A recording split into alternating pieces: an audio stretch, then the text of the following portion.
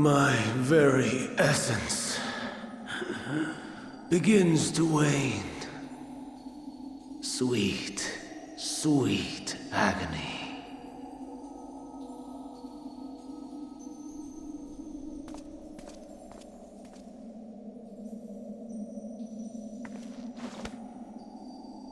Leave this to him.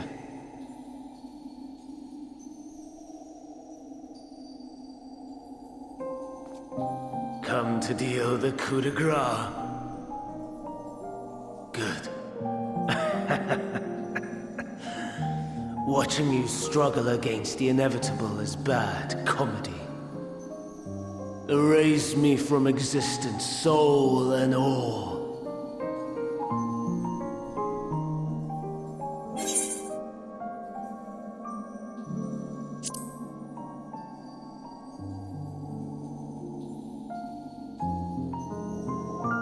How would you know that name?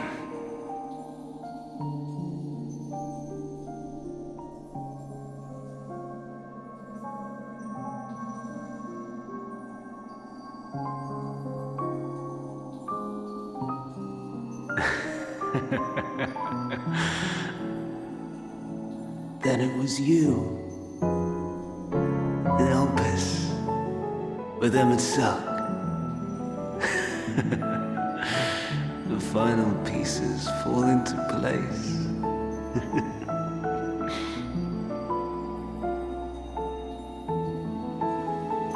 In my halcyon days, as the mortal Ammon, I was haunted by a dream. Night after night, the faceless multitude, the voiceless cries, shards of shattered memories. But slowly, the fog began to clear. This was Elpis. And I was Hermes. Recurring though it was, I paid this dream little heed. It was only when I was granted the seat and memories of Fandaniel that I knew these visions to be true. They were the memories of Hermes that he himself erased using the power of Kairos.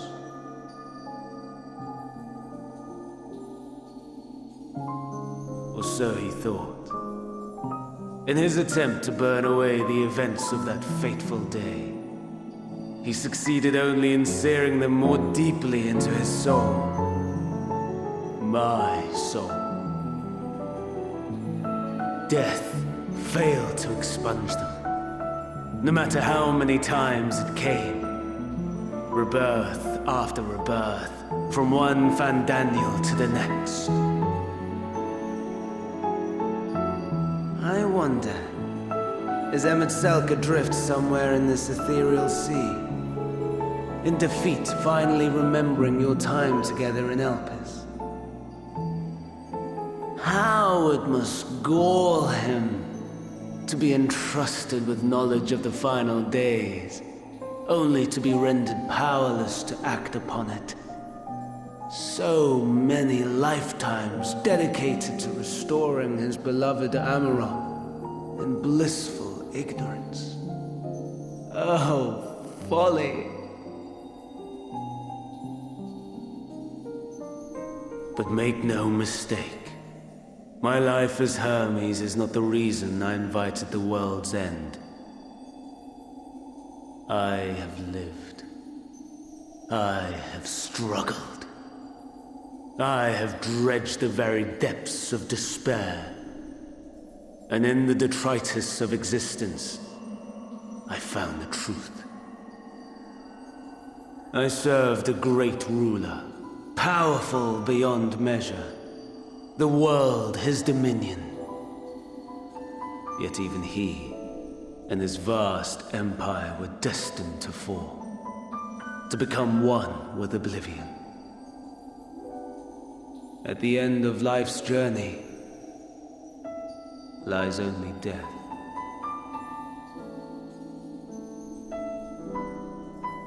So I ask you, why live at all?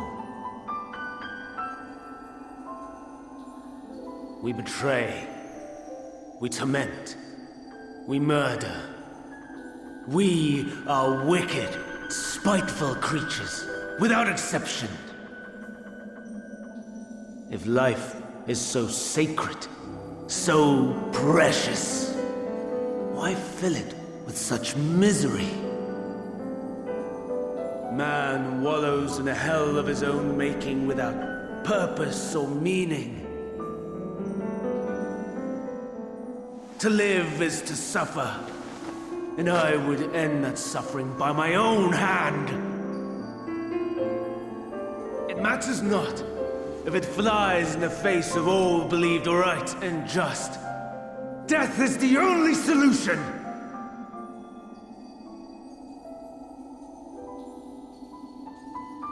That is my truth, my answer to the question. And yet, even as the words pass my lips, I am filled with doubt. Has my search reached its end?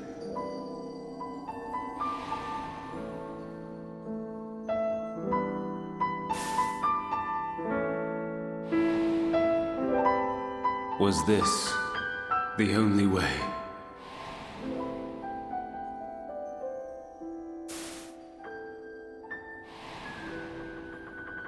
After all these years,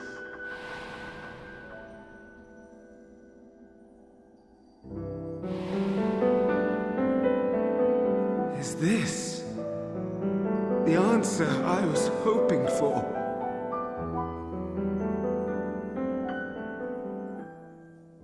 The lamentations of the damned. How it vexes me to see your conviction falter at the last. Van Daniel, still clinging to existence, I see. You, who champion death so fervently, unwilling to accept your own, refusing to be purified and swept into the sea of souls. As do I. We prisoners to men, watching as the world turns.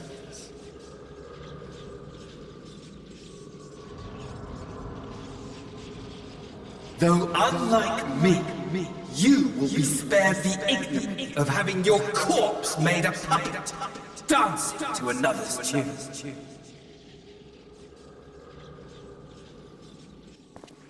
Is that Arsahi? How very astute. But let me be clear, I have not come to consort with the likes of you. Nor have I come to bemoan the state of the world following my untimely demise. In fact, I delight in mankind's downfall and the anguish it brings the savior of the savages. If I played some small part in the chaos, all the better. Not that I was in any position to resist. But to be made accomplice to the betrayal of Lord Xenos. I would die 1,000 deaths to exact my vengeance.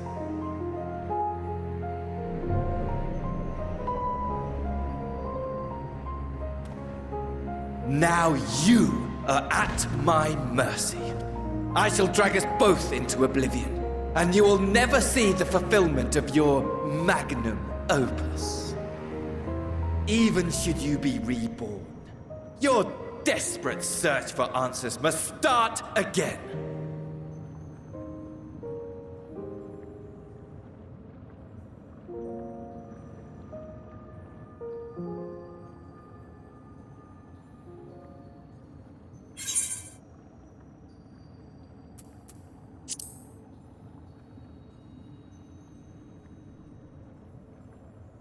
Even here, even now,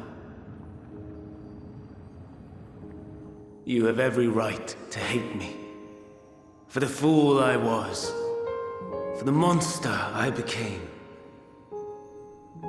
But I will not beg forgiveness. The tale of Hermes, the man who knew so much, yet understood so little, ends here.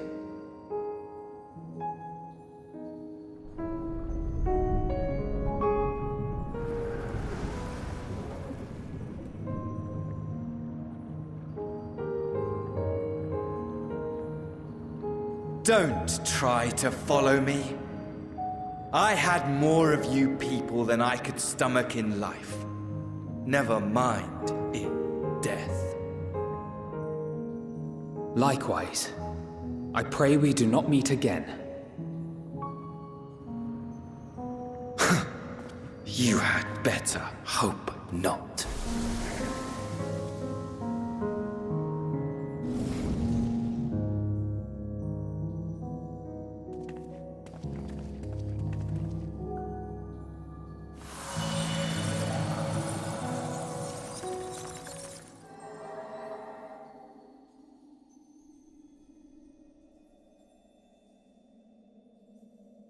Come. Hydaelyn is waiting.